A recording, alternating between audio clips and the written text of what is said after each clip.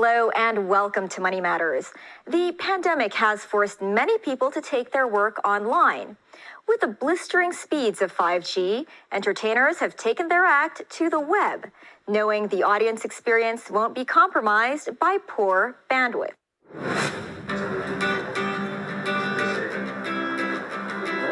Zenith is a magician who began learning tricks and illusions in secondary school. After finishing his master's degree, Zenith went professional, performing magic acts around Asia, Australia, and the UK. The show we're seeing here is performed online only due to the pandemic. A magic show needs a live audience for their participation. Under social distance rules, there's a lack of people, so it's very difficult. As far as I know, it's not just magicians. Other live performers like DJs, musicians are also greatly affected. No one knows when the pandemic will end, so live performances are being moved online. Today, Zenith is performing live at this venue via a 5G network. We want to create a feeling for the audience so they can also participate at home. Otherwise, I'm just watching one clip. You can just tape it and upload it earlier. In a live show, interaction is very important. Through their display at home, just how do audience interact with us via the live video? Aside from Zenith, the Hong Kong Chinese Orchestra also took their performance online via 5G inside a hotel.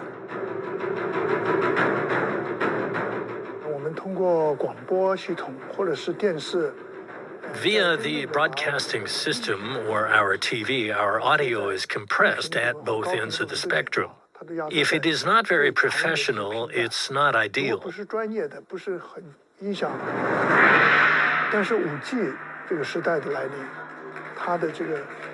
With 5G upload and download speed, it's become popular.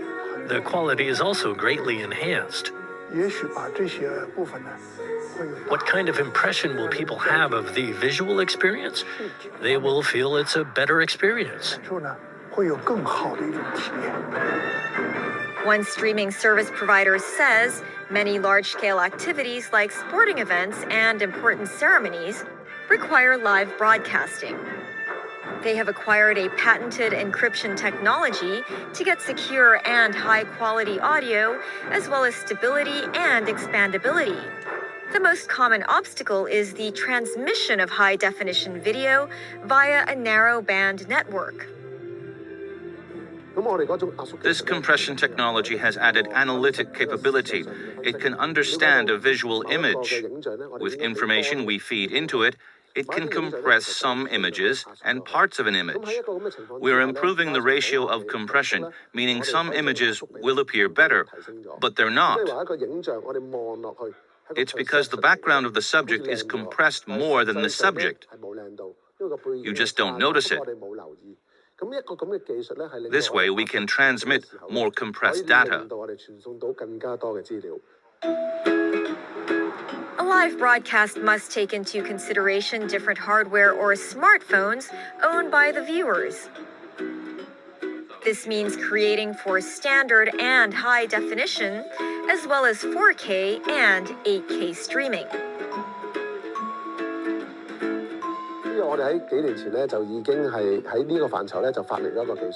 Over the past few years, we've invented a new technology that allows us to slice open an image, allowing different computers to process them and merge them back.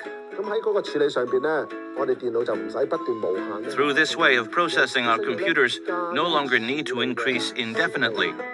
We just need to add servers. Slicing is easy, but stitching them back requires a formula, which we have patented. Network service providers say they have already acquired 4G broadcasting capability. The higher upload speed in 5G allows better 4K broadcasting. In 5G broadcasting, there are 5 pain points. First, the image quality. Everyone wants better quality. Many have started watching 4K videos now.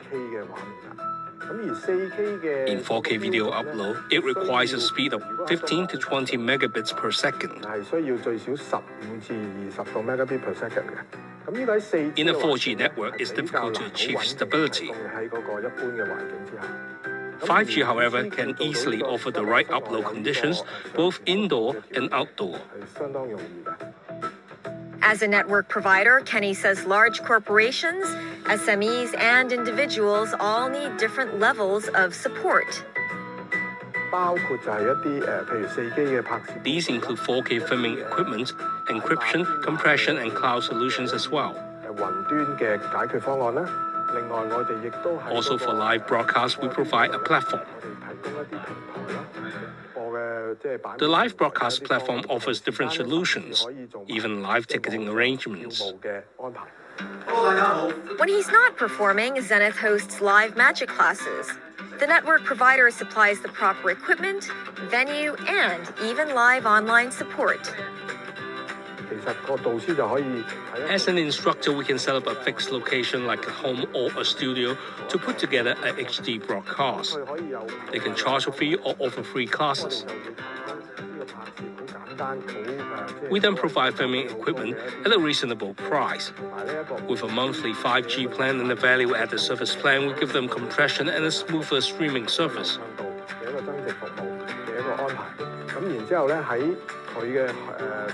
As far as their own payment services, we also offer a solution to let them accept online payment. Zenith says the 5G solution cost him slightly less than $1,400 a month, but he's able to maintain a steady income during the pandemic. My 5G broadcast investment is not that much. Honestly, a magician's own equipment is easily more expensive as an investment. Because you need a venue for live 5G broadcast classes, this gives me greater flexibility. If you can do it at home, you can save a lot of cost. So I think it's worth it.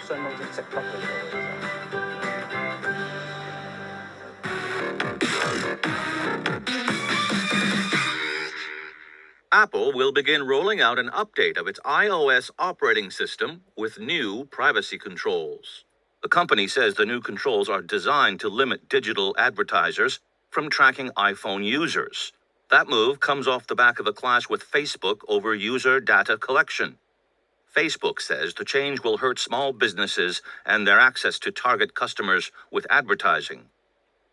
The more targeted your data is, the more you can be sure that every dollar you spend on advertising is having an impact. And every advertiser wants to know who's buying my product after I advertise on your channel or on your network. And this allows them to get to a one-to-one that person A on Tuesday bought your product based on the message. Apple has stood firm on its decision, prioritizing its customers' control over whether data collected by them is shared with third parties.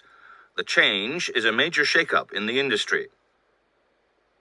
Apple is responding to a real consumer desire for privacy, and that desire exists among Apple users, but exists among all people who are using mobile software and mobile apps and mobile phones. So they're the first of many that are going to make this transition to better protecting privacy while enabling advertisers to understand what they're doing. So what will it look like for Apple's pool of more than 1 billion iPhone customers? A new pop-up notification will ask permission for apps to track you across apps and websites. iPhone owners will also have a tracking menu in their phone's privacy settings where they can opt out of tracking. Industry experts say the change will hit the $100 billion mobile advertising market hard. Some mobile analysts believe fewer than 1 in 3 users are likely to grant permission. The move could also have massive unintended consequences, such as reducing the amount of free content available to users, currently subsidized by paid advertising. Also, the feud demonstrates the tremendous gatekeeping powers Facebook and Apple have over the online market and their power to act as de facto regulators of what's deemed the public domain of the internet. When Money Matters returns, a look at property on Lamma Island. With rents in the main town looking high, are there deals to be had in nearby areas? Stay with us.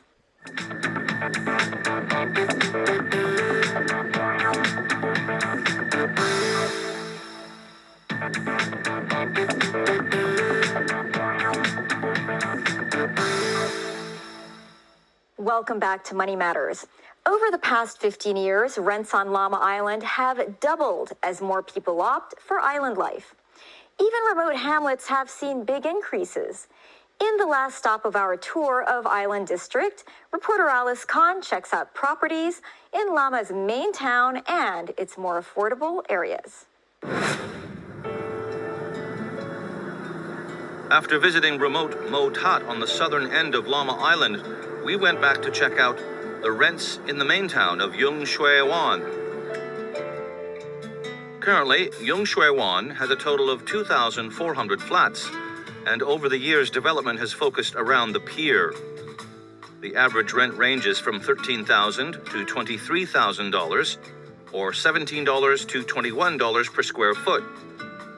The rent has increased on the average of 1.7% over the past 12 months, but it has doubled over the past 15 years due to the rising popularity of the island among expats. You can easily find like the pubs, the Western-style restaurants, coffee shops, and even the bookstores. So in terms of the living convenience, the Lamma Island is far better than the other outlying islands. Alex Chu works in finance. He moved to Hong Kong from the mainland a year ago. He lived in Sai Kung before going to work up north and now has set down roots on Lamma. Fresh air, environment, no traffic. If you need to go to the city, in Sai Kung you have to take at least 1.5 hours. The ferry from here to Central is like 25 minutes. Alex is now paying $11,000 for a 200 square foot serviced apartment. You need to pay at least 10,000 for a small flat, even in Sa-Tin. I cannot afford it. I wouldn't spend that much money for an apartment in the center of the city for 40,000 with a balcony. So we hunted for more reasonable flats on Lamma. The first stop is the small village of Pak Kok, which lies north of Yung Shue Wan. About 100 houses are built here. 60% of the population are expats. The rest are indigenous villagers and local Hong Kong people. Ivy, you have a garden. How big is it? 300 square feet. I grow orchids. I also grow some lotus. Look at this pot here. There's some bubbles there. These are frog eggs.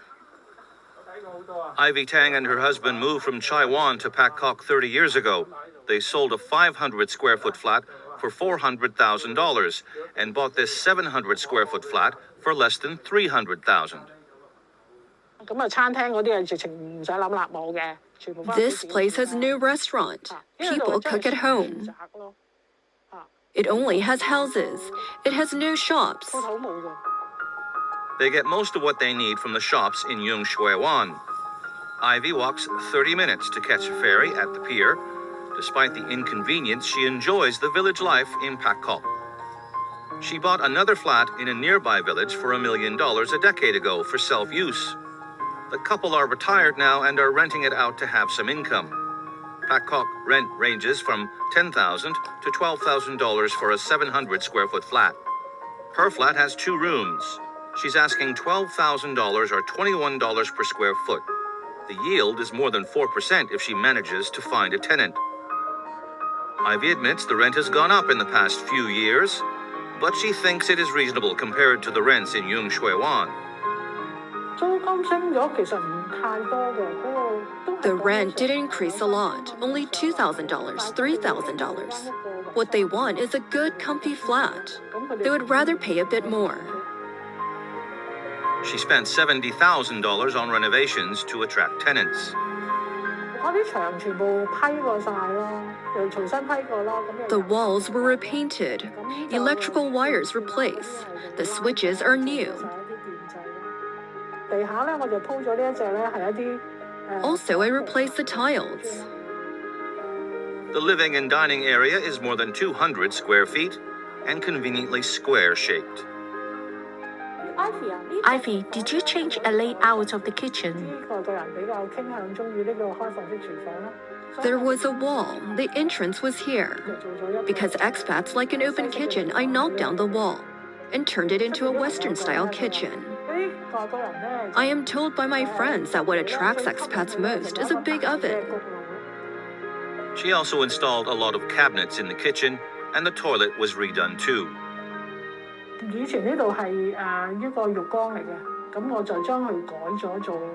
It was a bathtub. Then I replaced it with a shower. In the past, we used a boiler.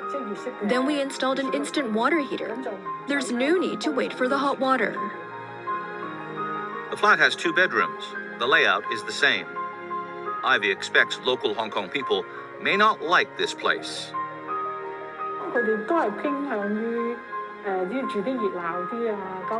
Most Hong Kong people love a more vibrant environment, convenient area. But foreigners may feel this environment is similar to their home country, so they accept it. Next stop is Hung Shing Ye Beach. This area is more convenient and has amenities like a restaurant. It is also easier to walk to Yung Shui Wan. Susan Lam bought 8 flats in old village houses and has rented them out over the past 30 years.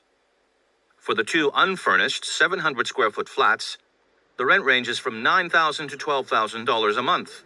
She says much lower than those in the Pier area. Unit is not near the harbor side, and it is not near the beach. You have to go up to the peak. She also offers fully furnished flats at around $23,000 inclusive of utility bills and cleaning services. But these furnished flats are smaller at 200 to 350 square feet. We are not expensive because it's all inclusive. Hong Kong, right now the economy situation is not as good as before. People, if they want to cut their costs and move into Lamma Island, comparing with the properties in Hong Kong, Lamma Island is still quite reasonable. So we had a look at this 350 square foot furnished flat with an 80 square foot balcony. The asking rent is $23,000. I bought it 15 years ago. Yeah. Was it in a very poor condition? When we buy this flat, all the paints that come out, you can see the ceiling, the cements have cracks. Even the iron inside are very rusty. And all the floor tiles are not this modernized tiles, and all the wirings are not updated. Well, we have made quite a lot of changes. Originally, the main entrance is here, and this is the kitchen wall. The kitchen door is at this area. So we changed it mainly because I want to make the inside living area become more spacious. She renovated the toilet. Another big change was the bedroom. This is the original partition wall. Separate the living room and the bedrooms. In order to make the room become more spacious, we just knock down the wall. Although Susan changed the layout, the flat still looks cramped. Tenants can choose the furniture or add an extra bed. It has a balcony overlooking the beach, but it is long and narrow, so it doesn't have much room to move around. You are talking about, say, around, say, $17 to $21 per square foot on Lamma Island right now, but plus the transportation cost, which may add up another $10. So in case you are paying like $30 Hong Kong per square foot, you can rent a house in Fanning, Tai Po, or Shan Shui. Landlords on Lamma have discovered and are exploiting what really sells island life in these times of stress and anxiety. It's peace and quiet.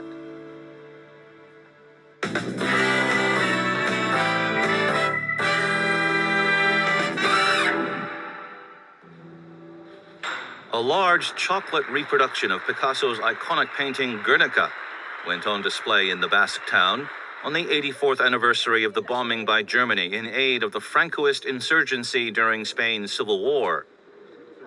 The artwork was created by 40 Basque chocolatiers. It measures 7.7 by 3.5 meters and was shown in a recently constructed industrial building and was expected to stay in the town until it tours different Spanish and European cities. A steady stream of residents visited the reproduction, including bombing survivors Cruchita, 92, and Paco, 93.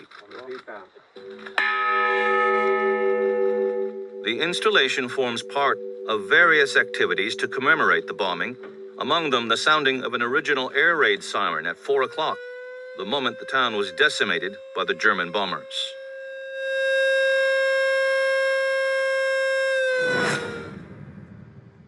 It's not your conventional canvas, but these amateur artists are still making a splash on Brisbane's urban streets.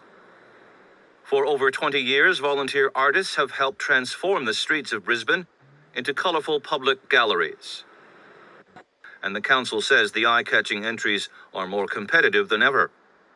This fruity pop art design is a nod to Brisbane's community gardens. The murals typically last 5 or 6 years before the weathered boxes are repainted. The project gives artists and amateurs of all ages a chance to make their mark and has inspired spin-offs in other cities like London.